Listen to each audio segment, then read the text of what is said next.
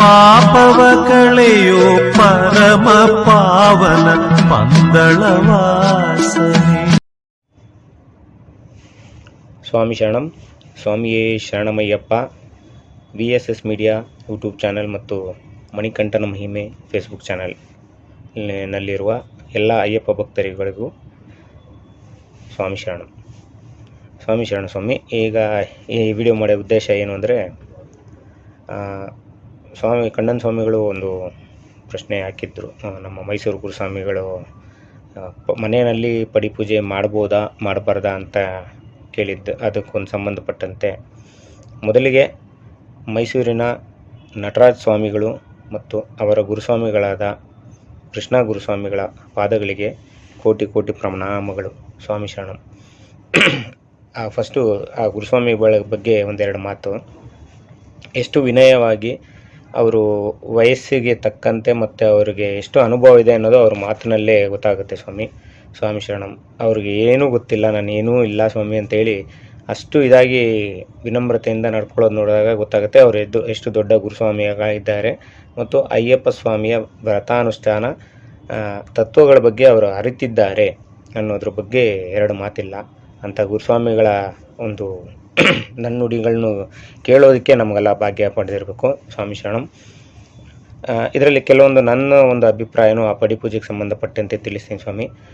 ತಪ್ಪಿತ್ತು ಅಂದರೆ ಆ ಗುರುಸ್ವಾಮಿಗಳ ಬಳಿನೂ ಸುಮ್ಮನೆ ಮತ್ತು ನೋಡ್ತಾ ಇರೋ ಸ್ವಾಮಿಗಳ ಬಳಿನೂ ಕ್ಷಮೆ ಕೇಳ್ಕೊತೀನಿ ಸ್ವಾಮಿ. ನನಗೆ ಅನಿಸಿದ್ದನ್ನು ನಾನು ಇಲ್ಲಿ ಒಂದೆರಡು ಮಾತು ತಿಳಿಸ್ತೀನಿ ಸ್ವಾಮಿ. ಸ್ವಾಮಿ ಶರಣಂ.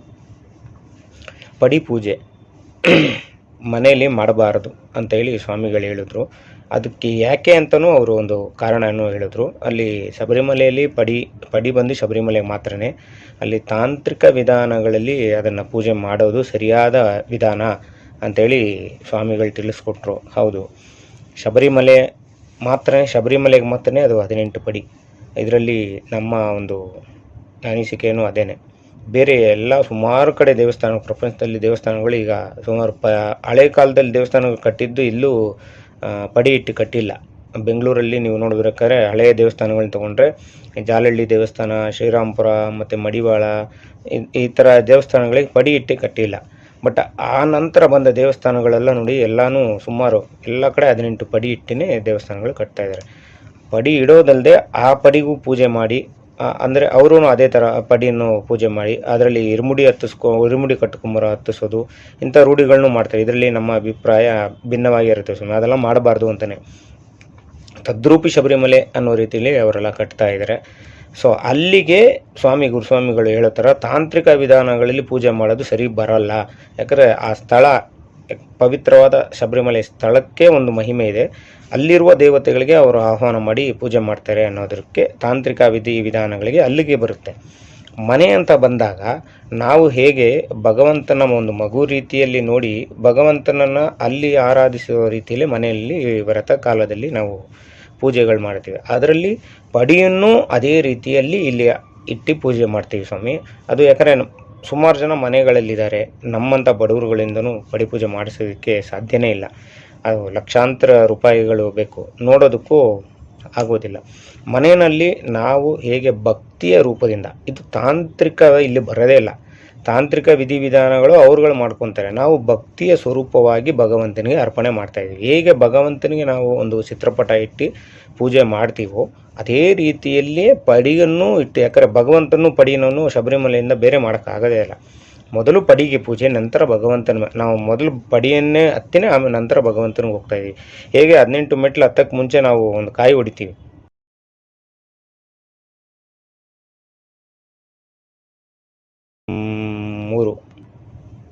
ಸ್ವಾಮಿ ಶರಣ.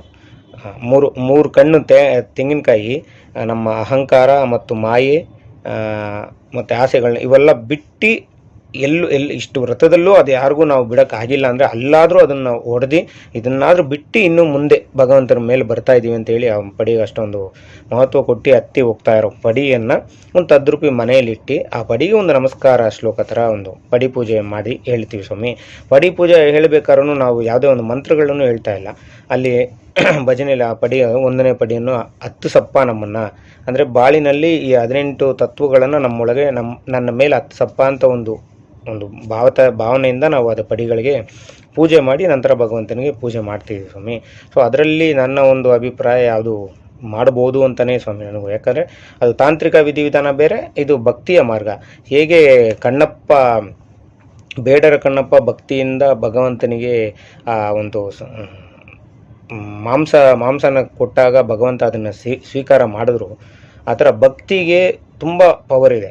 ತಾಂತ್ರಿಕ ವಿಧಿವಿಧಾನಕ್ಕೆ ಒಲಿಯದ ಸ್ವಾಮಿ ಭಕ್ತಿಗೆ ಒಲಿತಾನೆ. ಭಕ್ತಿಗೆ ಒಲಿಯುವವನೇ ಭಗವಂತ. ತಾಂತ್ರಿಕ ವಿಧಾನಗಳು ಅವ್ರು ತಂತ್ರಿಗಳು ಮಾಡ್ತಾರೆ. ಅದು ಎಷ್ಟು ವರ್ಷದಿಂದ ಮಾಡ್ತಾರೆ ಅಲ್ವಾ ಸ್ವಾಮಿ? ಭಕ್ತಿನೇ ಮೊದಲು ಬಂದಿದ್ದು, ಆಮೇಲೆ ತಂತ್ರ ಇವೆಲ್ಲ ಬರುತ್ತೆ. ಅದು ಅವ್ರುಗಳು ಅಲ್ಲಿ ಒಂದು ವಿಧಿವಿಧಾನ ಮಾಡ್ಕೊಂಡಿದ್ದಾರೆ. ದೇವಸ್ಥಾನ ಅಂದಮೇಲೆ ಆ ಸ್ಟ್ರಕ್ಚರ್ಗೆ ಒಂದು ಬೇಕು ಅನ್ನೋದಕ್ಕೋಸ್ಕರ ತಂತ್ರವಿದ್ಯೆಗಳನ್ನ ಕಲ್ತು ಅದು ಮಾಡ್ಕೊಂಡಿದ್ದಾರೆ. ಅದು ಆದಿಕಾಲದ ಶಬರಿಮಲೆಯಲ್ಲೂ ಅದಿತ್ತ ಅಂತ ಕೇಳಿದ್ರೆ ಇಲ್ಲ ಅಂತಲೇ ಉತ್ತರ ಎಲ್ಲರಿಗೂ ಬರ್ಬೋದು.